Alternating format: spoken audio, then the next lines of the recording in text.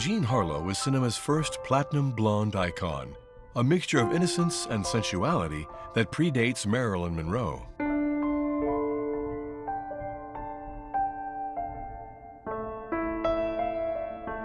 William Powell was the paradigm of the urban, suave, and courteous American gentleman, at ease in all situations.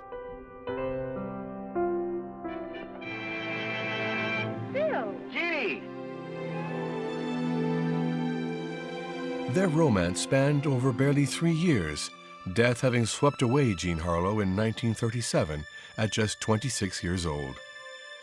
Yet they remain one of the most iconic couples of Hollywood's golden age. A romance with a tragic Shakespearean flair. It began as an irresistible attraction of polar opposites between the actor and the embodiment of the 1930s woman born Harleen Carpenter.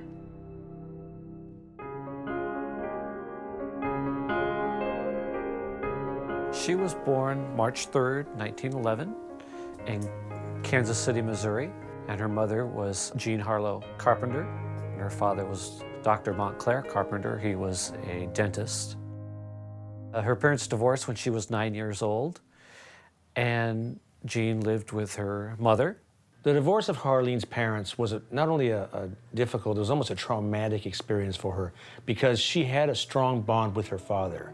So when she was pulled away from her father, deprived of his company, his guidance, his love, it created a vacuum in her life, a need, a want. So she sought a replacement father. Most of her relationships, her second husband, her third husband, her final great love, William Powell, were father surrogates. She called William Powell Poppy. That was her name for him. So she was always looking for a father. William Powell was born in Pittsburgh, Pennsylvania, 1892, the 19th century, to a normal working class family. He graduated high school in 1910. He didn't feel comfortable maybe possibly being a lawyer or a businessman of some kind. I think deep inside he was had an artistic heart, and somebody said to him that, you know, why don't you try it out to see about if you want to be in any kind of dramatic arts. He tried it out and immediately went to get to work. He started in vaudeville. Vaudeville was a form of stage entertainment that was sort of lighthearted, and comedies that would be sort of the infancy of silent films. He, like many of the other ones, became a real serious working actor in stock, and that stock means that they do many plays. They have a slate of maybe 8 plays, and that they would each be learn the lines from different characters in each different play, mind you. This was serious work, and then eventually ending up on Broadway and playing co-starring roles or character roles. In other words, really learning his trade.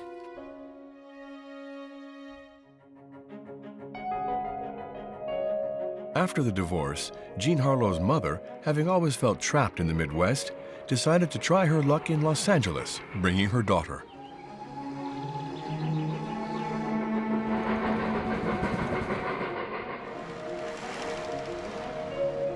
When they arrived, roughly 1920, there was about 100 studios, and there were also numerous fan magazines that propagated interest in the films being made, and especially in the stars. Now, her plan was that she would become a star, but she was too old. She was probably born about a decade too early.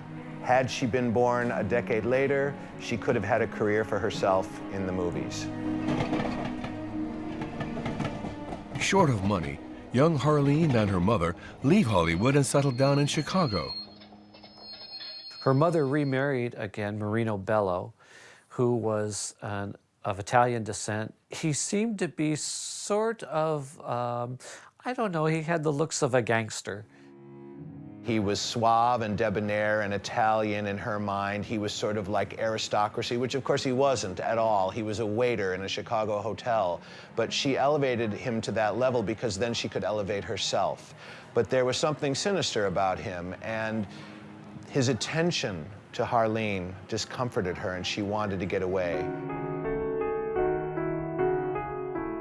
She got married when she was 16, and she married Charles McGrew, who was a wealthy Chicago society person. She wanted to create her own life and go off and start her own family. The second time Jean Harlow went to Hollywood, her husband took her to get away from her mother because he had family out in Beverly Hills, and he thought, well, if I take her out there, we can get away from her mother. They lived very well. They had a nice little house, and they had plenty of money. And Charles McGrew didn't work because he lived off his inheritance from his parents. So they lived quite a plush lifestyle. The two were right to enjoy their luxury, as Harleen's destiny is about to take a major turn.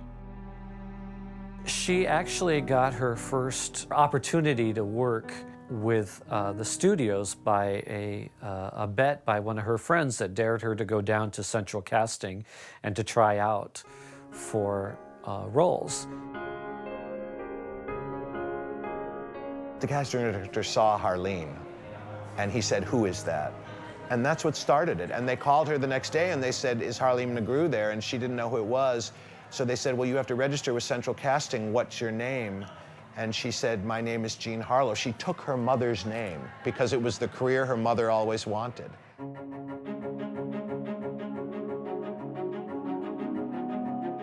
Immediately, Mama Jean joins her daughter in Los Angeles to take charge of her career and her private life. Her mother promptly set about breaking that marriage up because she really liked Charles McGrew. And she became pregnant, and her mother demanded that she abort the child and divorce Charles McGrew. And of course, she always, always obeyed her mother. At first, the only work that this newly christened Jean Harlow could find was an extra, maybe bit player, but not enough to get credits. And it was really at the Hal Roach comedies that she learned a lot of timing, and from Stan Laurel, especially Laurel and Hardy, the comedy team.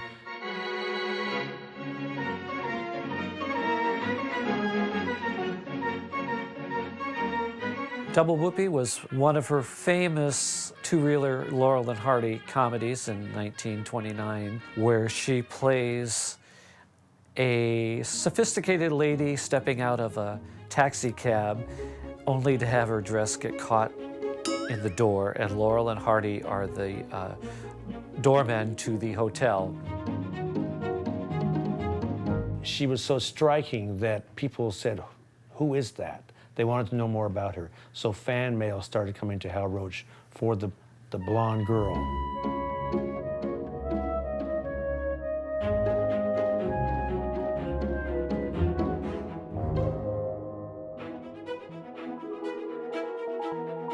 In New York, between two plays, William Powell did his own debut on the silver screen. He was already on Broadway for several years. He knew a lot of people. Many of the stage actors were being recruited by the movie studios in New York City.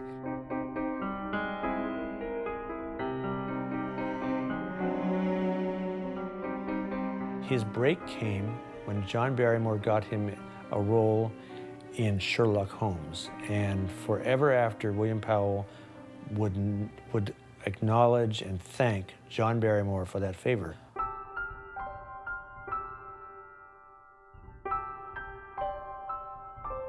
Then finally, he got a contract with Paramount to come out to the West as well, and starts to work in many different films, and leading up until the revolution of sound, of course.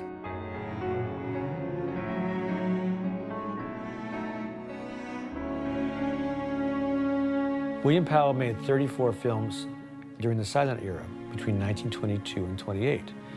And in the majority of them, he was a villain. And of course, at the beginning, a lot of them were, small roles, so you could do 16 to 20 films a year. That's how Hollywood worked at that time.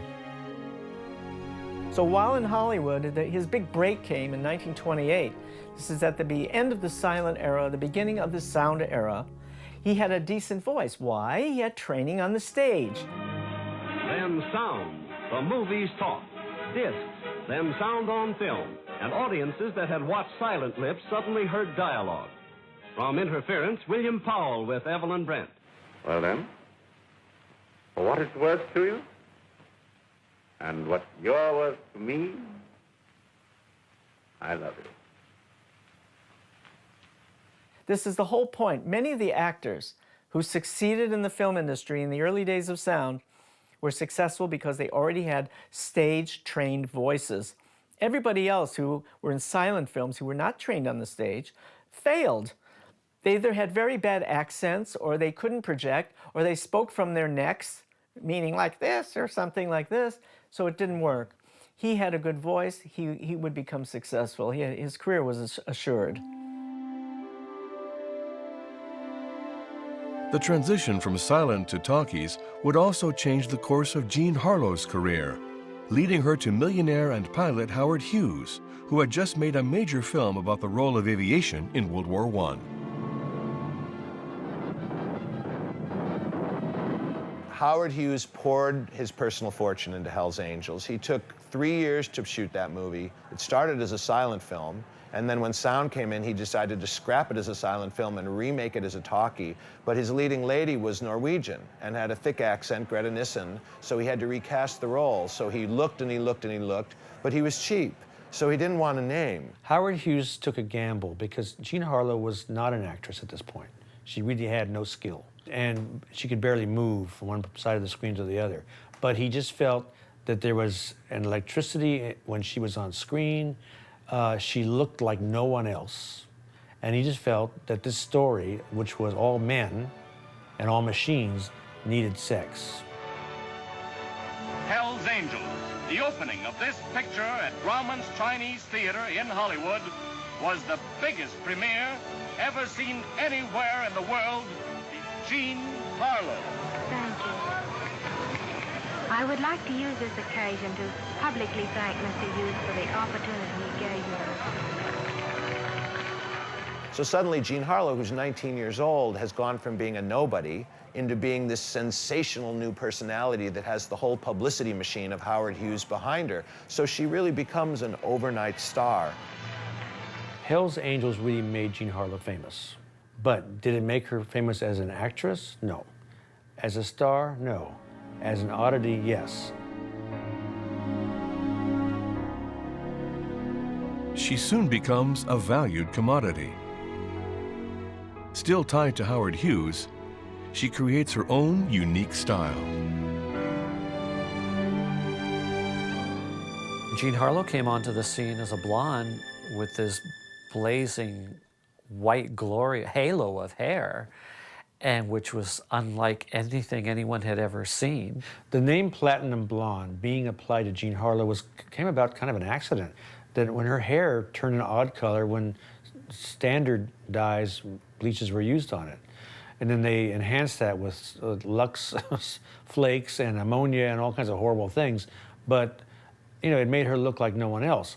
So, of course, when Columbia borrowed her for the Frank Capra film, they said, let's call it Platinum Blonde, make her the central feature of it.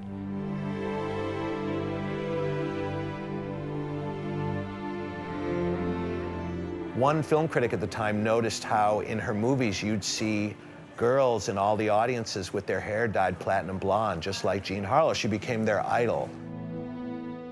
In theory, it should have been men who loved her because she was so sexually alluring. And you would think women would look at that and say, well, that's the competition. I don't like that. That makes me feel less than. When in fact, women liked her just as much. And her appeal really crossed over.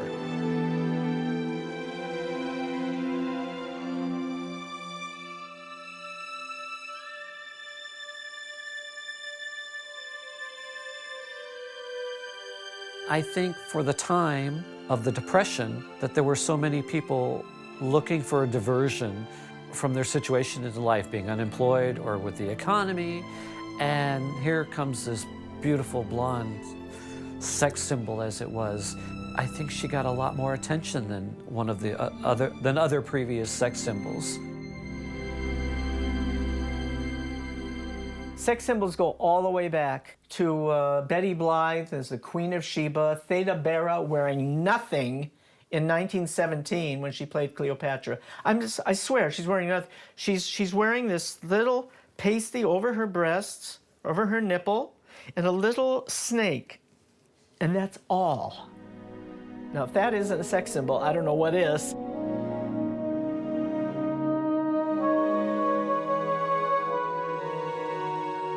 Jean Harlow really was, a sexy star and a sexy person. Not in a deliberately provocative way. She was more kind of innocently provocative.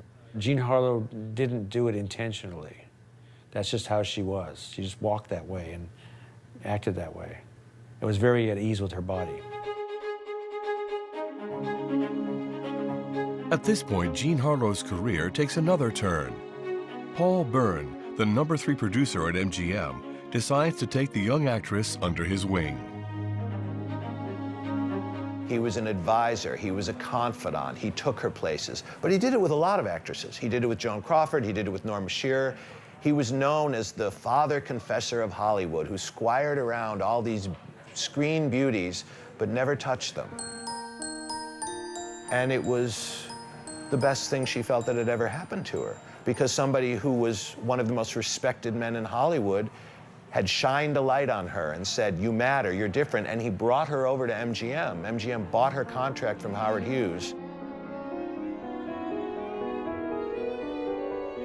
Jean Harlow shoots Red-Headed Woman for MGM, and eventually, her relationship with Paul Bern changes.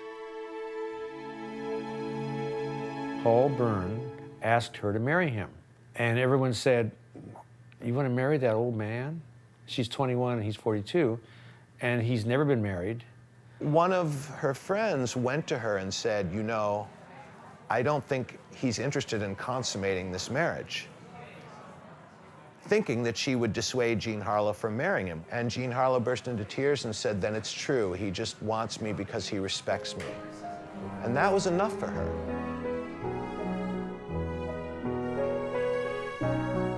Mama Jean saw this as a wonderful opportunity for Jean to become connected with Paul Bern because of all that he could do for her at MGM Studios. All his influence would be quite good for her and her career. I don't think Jean Harlow married him for professional reasons. I think she married him hoping for love and respect. She could get sex anywhere. Everyone wanted to have sex with Jean Harlow. Not everyone wanted to love her. Now, you could call that delusional, you could call that hopeful, you could call that poignant, and you could call that tragic. And it ended up being all of those things. On July 2nd, 1932, Jean Harlow and Paul Bern get married. Jean Harlow did not want a massive Hollywood wedding, although the studio tried to convince her to do so. She got married in her mother and stepfather's house with maybe a dozen of their closest friends. But the fairy tale that was John and Paul's romance comes to an abrupt end 2 months later while she's shooting a new picture. Came Labor Day weekend, they filmed the Saturday, and then Jean Harlow stayed with her mother on Sunday, and on Monday morning, Labor Day, they got a frantic call from Paul Bern's house. A frantic call from one of the help, one of the servants, saying that Paul Bern was dead, gunshot wound. And the police were not called, but the MGM executives were called. And it was a horrible scene. He was naked, and the gun was underneath his body. So they kind of rearranged evidence. Did Paul Bern kill himself, or was he murdered, as some suggest? Above all, MGM executives seek to preserve the reputation of the studio. MGM had to craft a narrative to fit the fact that he died so suddenly and so surprisingly less than 2 months after the two of them were married. The narrative they decided upon was that Paul Bern committed suicide because he couldn't satisfy Jean Harlow sexually because he was a sexual deviant and a pervert and impotent. And with Paul Bern being dead, he became the scapegoat of being a bad man, and they were trying to save the career and the integrity of Jean Harlow. There was a feeling of she drove him to it. This sexually voracious woman that he married made him feel inadequate, and therefore he had to kill himself.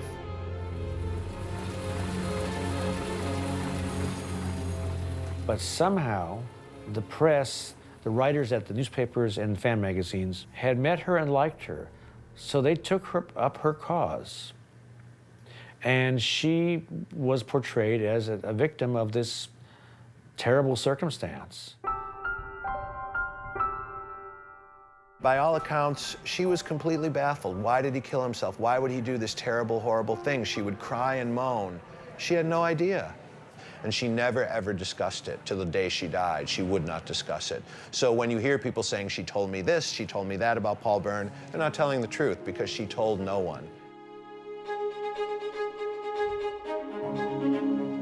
While Jean Harlow finds herself widowed at 21 years old, William Powell is in love with one of the most known stars of Hollywood. When he was at Paramount at the beginning of the sound era, he was contracted to do Man of the World and then Ladies' Man, in which he was co-starred with Carole Lombard, who was the big, important Paramount star there at that time. They had a chemistry going there, and it seemed successful, and not only that, the chemistry was off-screen as well, and he married her in 1931.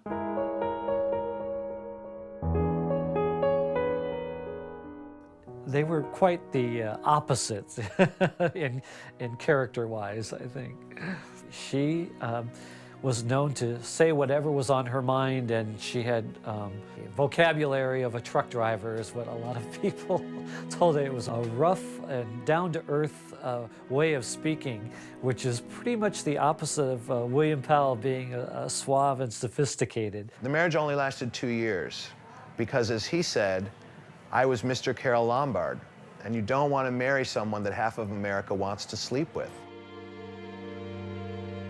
At the end of 1932, Jean Harlow is 21 years old, and her comeback on screen with Red Dust is a big smash, beating previous records.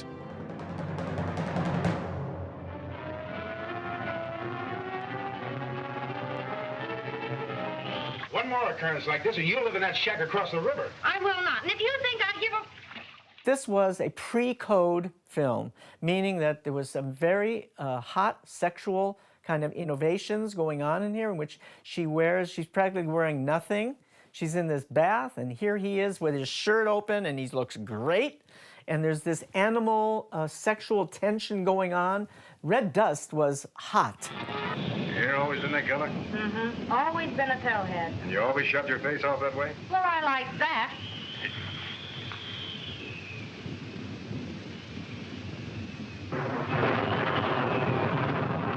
Clark Gable was a big, brawny, all-American man, and Jean Harlow was a curvaceous, loud-mouthed American woman. And they were a new archetype in films, and they fascinated the public.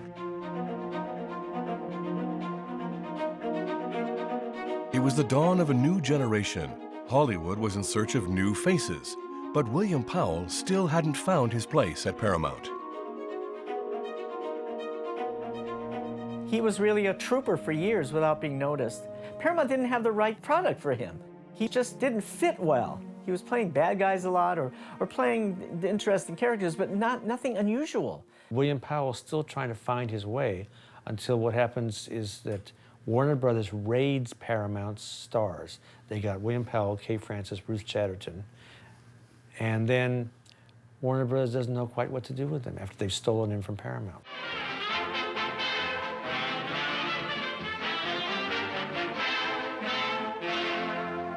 Why, this man's a detective. A detective? Of course. He's a private detective. Yes, Janet, I am a private detective. And Warner Brothers dropped him. And his career was considered to be over. He was almost 40 years old.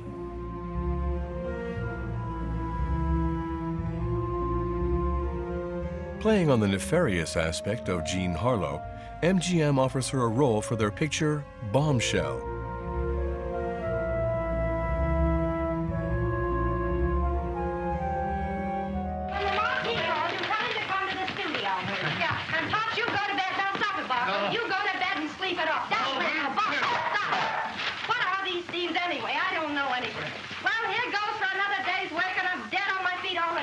MGM thought, okay, let's really capitalize on her, give her a story about a movie star.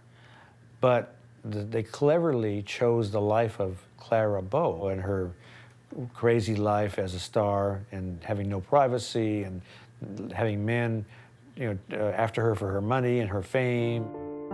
Essentially, it's Jean Harlow. She has parasitic parents. Her father in the movie is just using her just like Jean Harlow's stepfather was, her mother. And people who worked on Bombshell told me that they would go to the set and there would be Jean Harlow's mother and stepfather, the mother in furs and the stepfather in spats with a cane, and just watching the movie all day long, doing nothing. They didn't work, they just took her money. I dubbed you the Hollywood bombshell, and that's the way they like you.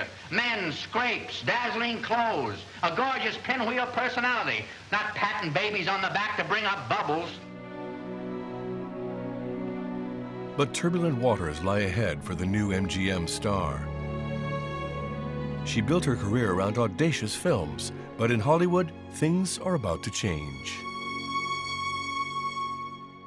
A lot of those movies were very erotic, weren't they? You know, a lot of those movies, the best Jean Harlow movies are the ones that were made before 1934, because she could go without a bra and she could say things she wasn't able to say after that. So that when the Hays Code really got its teeth, it changed careers. Will Hays, he established a production code of do's and don'ts for future productions. The Hays Code was kind of a last-ditch effort of Hollywood not to be censored by outside agencies. And in 1934, they really cracked down on what you could show, what could be seen in movies, what could be implied in movies.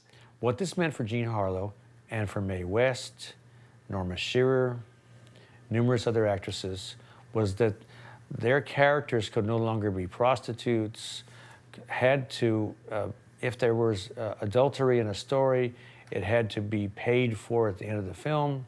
There had to be someone in the film telling them what you're doing is morally wrong. And also, the costumes they could wear had to be less revealing. Once the production code was instituted, Jean Harlow was such a big star and such a valuable property to MGM that they had to figure out what to do with her. She had a quality that nobody else seemed to have, which was she could make sex funny. She could make you laugh with her and at her at the same time. And when you make sex funny and it becomes a comedy, it's less censorable. So it wasn't really a question of changing the characters she played as much as combining who she really was with the characters she played. So they changed her hair color to something they called brunette, and they still made her play aggressive girls, but they were aggressive girls with a heart of gold, who really were good. Oh, I knew he wouldn't come. Of all the big Welsh and swell-headed lowlifes that Dutch! Take what you need from my closet and I'll watch out for the cops. Oh, I knew you'd come, Dutch. She's beginning to change from this blonde, sex-starved vamp into a girl next door type of figure that the public is beginning to buy and loves to see, and which is actually closer to her own personality.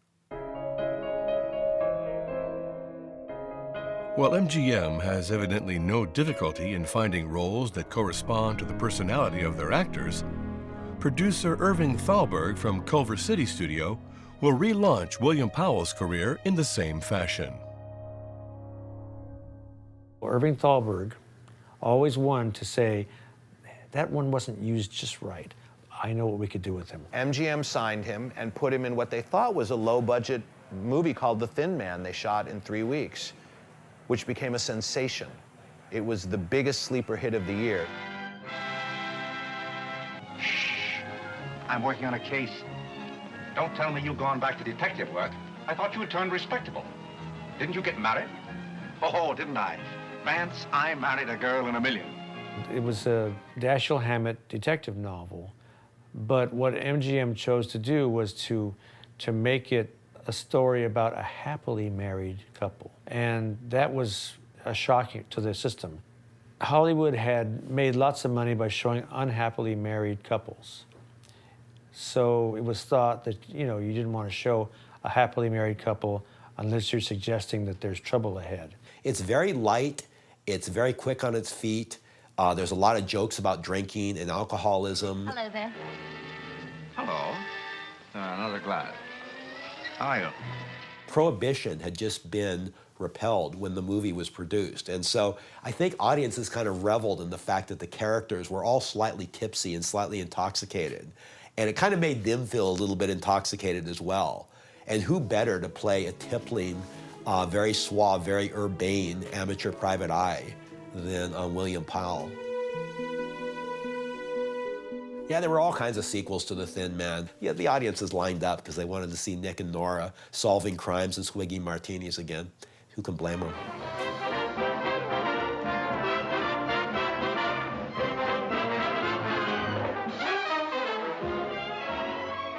So suddenly William Powell is a bigger star than he's ever been. And he's an MGM star, which is the most prestigious studio in the world. If on the career front everything is going well for Jean Harlow, in matters of the heart, she becomes entangled in a complicated affair with boxer Max Baer. He was brought to Hollywood to make a movie about a boxer. They were going to use his celebrity and make a movie about it. And he took one look at Jean Harlow and went after her, and she didn't run away. After Paul Bern, it was a real change of pace. You had a brawny, totally physical guy who had a great personality and was arrogant and sexually aggressive, and so they started this affair, and Max Baer was married. In order to get out of this situation, because the rumors were that Max Baer's wife was going to press charges against Jean Harlow for messing around with her husband, and the studio arranged this marriage to her cameraman, Hal Rawson.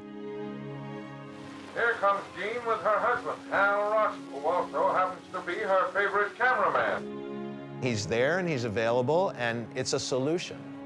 In Hollywood at that time, the 1930s, the studios were like totalitarian states. They ran your life. In ending her relationship with Max Baer, Jean Harlow succumbed yet again to the pressure of the studio. The marriage to Hal Rawson, was not a love match, really. He was dazzled by her, who wouldn't be.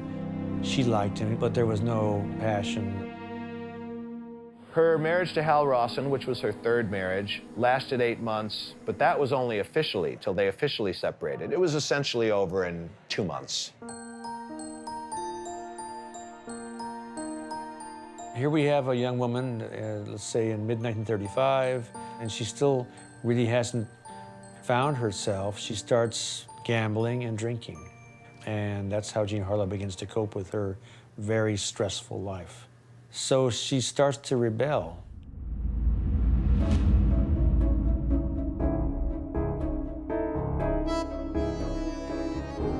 Determined to take charge of her life, Jean Harlow no longer wants MGM to impose itself on her private life. And yet it is within the studio, a hive where everyone knows each other, that she meets, in late 1934, the new man of her life, William Powell. She was visiting the set of Manhattan Melodrama to see Clark Gable, and there's William Powell working with him. So he dates Jean Harlow, and Jean Harlow starts to fall for William Powell. He is 19 years her senior. He is seduced by her innocence, and she is fascinated by his assertiveness. Soon, they become inseparable. Jean Harlow feels she has finally found everything she's looking for. He's older, he's wiser, he's got his own career, his own money, his own ego. He looks enough like her father, but he's not her father. And she just worshiped him.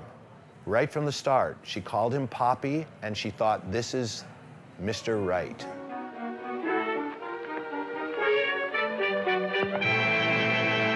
Bill! Jeannie! Going my way? Well, am I? When I'm in love, I'm reckless. Once there was a public romance between two of MGM's most important stars, there was no way they weren't going to take advantage of it and make money off of it. So they made a film called Reckless, which was meant for Joan Crawford, but they decided, well, we'll put her in it because William Powell's in it. And they wanted to exploit that romance.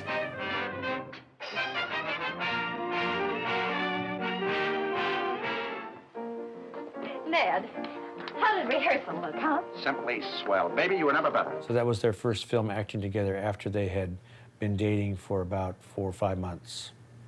And, you know, they obviously have chemistry on screen.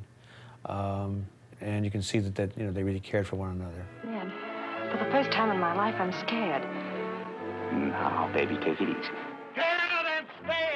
Nevertheless, their romance is just about to get complicated. He had already had a marriage to a blonde bombshell, Carole Lombard, and he didn't want to be married to a sex symbol as it was, so I think that sort of turned him off with her being so similar a public figure as Carole Lombard. And it ate her up inside because acting didn't really matter. It had never really mattered. She liked it, she was good at it, but it wasn't what she ever wanted. And she was ready to leave her own career, marry him, have children. It was her dream. And Jean Harlow said, well, I'll leave. I don't need to be a movie star. But Jean Harlow's mother said, oh, yes, you do. We today can look at this relationship and see how toxic it was, see how unhealthy it was. But to many people then, it seemed very devoted. And in that era, a loving mother and daughter was a virtue. Mama Jean isn't the only thing keeping Jean Harlow and William Powell apart. There's also Marino Bello, the stepfather. Jean Harlow is this huge star, and she has absolutely no money because her mother and stepfather are controlling all the money. It's absolutely true that William Powell investigated Marino Bello.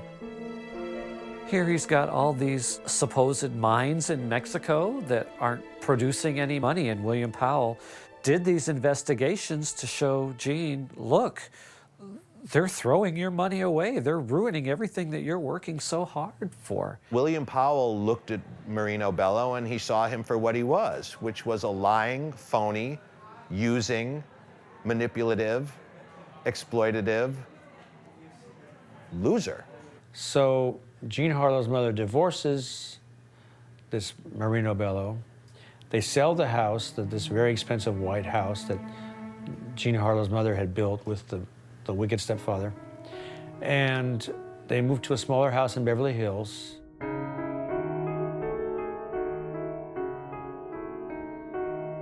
So on one hand, William Powell succeeded because he broke up that marriage, but on the other hand, it was an even bigger failure because once Jean Harlow's mother divorced Marino Bello, she had one focus in life, and only one focus in life, and that was her daughter.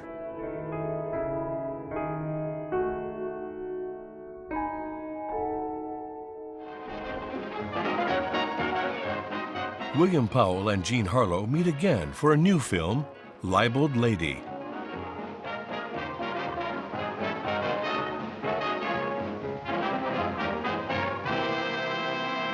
I tell you I can't go now. The paper's in a jam. We're facing a libel suit. Well, you're facing a breach of promise suit. If you don't want to marry me, just say so. Gladdy, you're getting yourself all upset, darling, over here. A little drinky, maybe. No, not today I don't. Today I get married. Jean Harlow really wanted to be engaged to William Powell.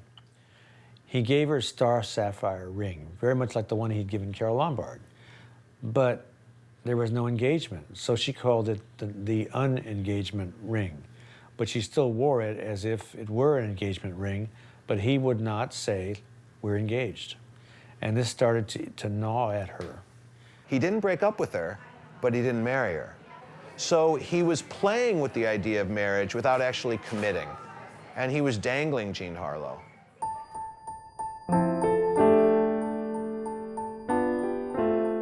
No, Jean Harlow and William Powell never lived together. They kept their own residences. Jean still lived with her mother, and William Powell had his own home, although Jean Harlow and William Powell would spend much time together at his place, or they would go on trips to Yosemite, and they would go out quite a bit. She had an abortion in May of 1936, which was William Powell's child, the child she always wanted. But she wasn't married, so she couldn't have the child. And that was when she really gave up. You can see it.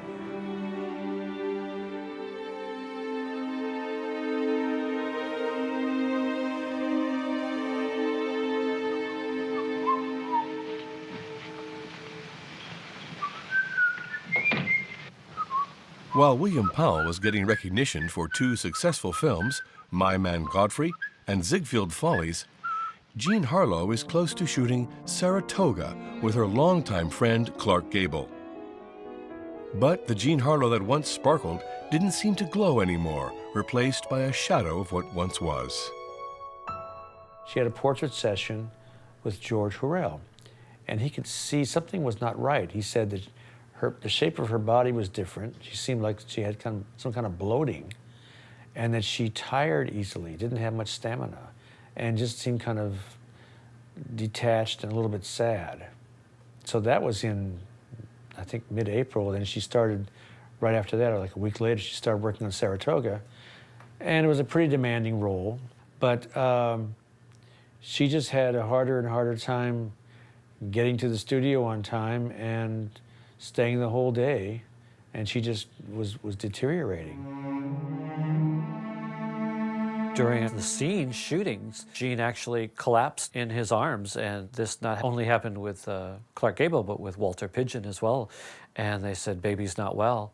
And they would take her to her dressing room to rest. And she finally felt so bad that she said, I have to go home, which she had never done before. She was a total professional, and leaving a set in the middle of production, she felt terrible about it, but her face was sweaty, and she went home to her mother's, and for the next week, there were reports in the newspapers, she's sick, she's getting better, she's sicker, no, she's improving.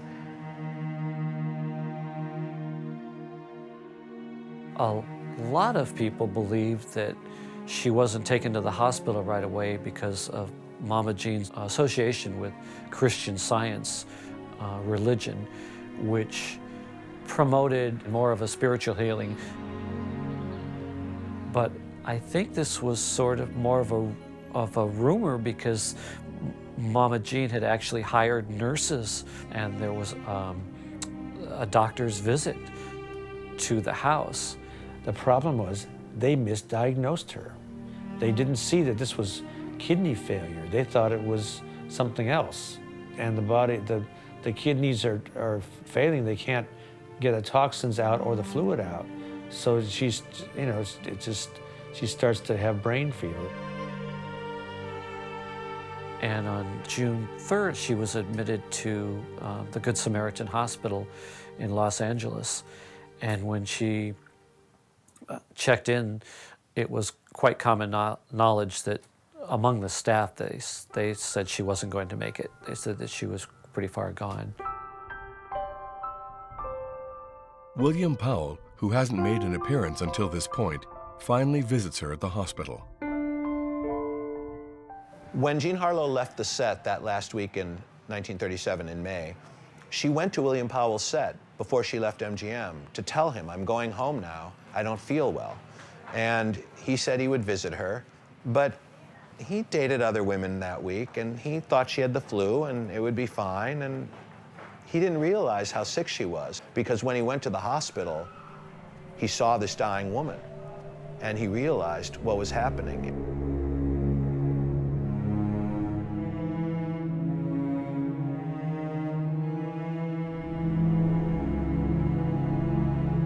A few hours later, on June 7, 1937, Jean Harlow dies. She was only 26 years old.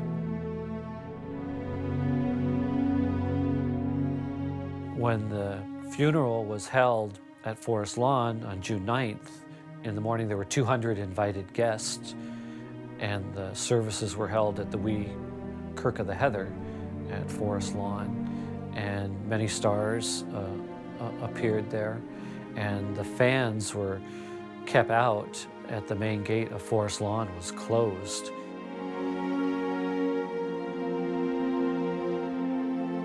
On the casket there was a card from William Powell that said, "Good night, my dearest darling." People told me that at Jean Harlow's funeral, William Powell had a physical breakdown. He was crying so hard, his body was shaking, and he collapsed as his mother is escorting him, and you can see it in the photographs.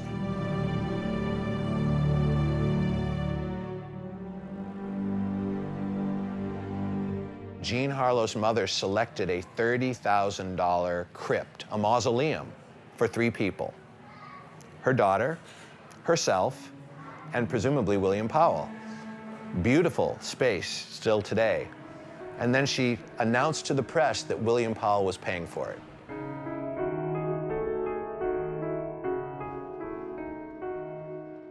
That day at MGM Studios, 1 minute of silence was observed. But business is just about to resume. Ladies and gentlemen, on behalf of the management of this theater, I want to announce the next attraction: the unfinished love story. I refer to Saratoga, starring Clark Gable and Jean Harlow. The picture which the theatergoers of the world have insisted, through letters, telegrams, and petitions, be finished. Their first plans were to scrap the film, but there was such a public outcry that the fans wanted to see Jean Harlow in her last film.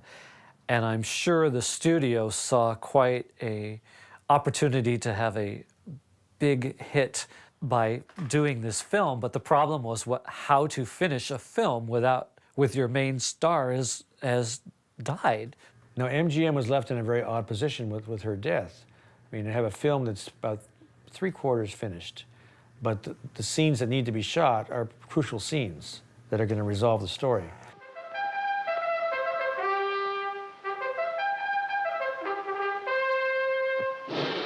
Saratoga, the motion picture everyone is talking about, has been finished. Through ingenious camera work by Metro-Goldwyn-Mayer's ace photographers and the determination of the producers to make this, Miss Harlow's last picture, her finest, a great production awaits your approval. They came up with this idea of using a double for Jean Harlow, and they filmed the back of another actress's head during key scenes, and they dubbed her speaking roles. But Saratoga was a huge, huge success because people wanted to see Jean Harlow one last time. But William Powell won't attend the premiere of Saratoga. He left for Europe to forget, to mourn. Far from Hollywood, he realizes how much he regrets what fleeting opportunities he hadn't seized during his romance with Jean Harlow. In his head, it's his fault. He's blaming himself. He's thinking she died of a broken heart. So in that sense, he had good reason to feel guilty because he did break her heart. And it changed him as a person, by all accounts, the people who knew him said, because right after she died, he became very, very sick. He had rectal cancer, and he was off the screen for 2 years. When he did marry, he married a minor actress who'd been in a couple, very few films, Diana Lewis. And then she promptly retired and became his wife. That was it. And she was much younger than he was, too. And they stayed married for the rest of his life. He got what he needed. He found the type of woman he needed. Retired from the movie industry in the mid-50s, William Powell dies on March 5th, 1984, at 92 years old in Palm Springs. I don't think he ever forgot Jean Harlow. His widow told me that he would not discuss her, that it was too painful. I think she was the love of his life, and I think he was the love of her life.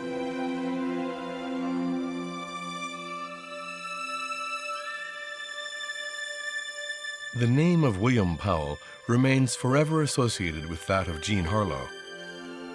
10 years of career were enough for the 30 star to become an icon, and her premature death transformed her life into legend.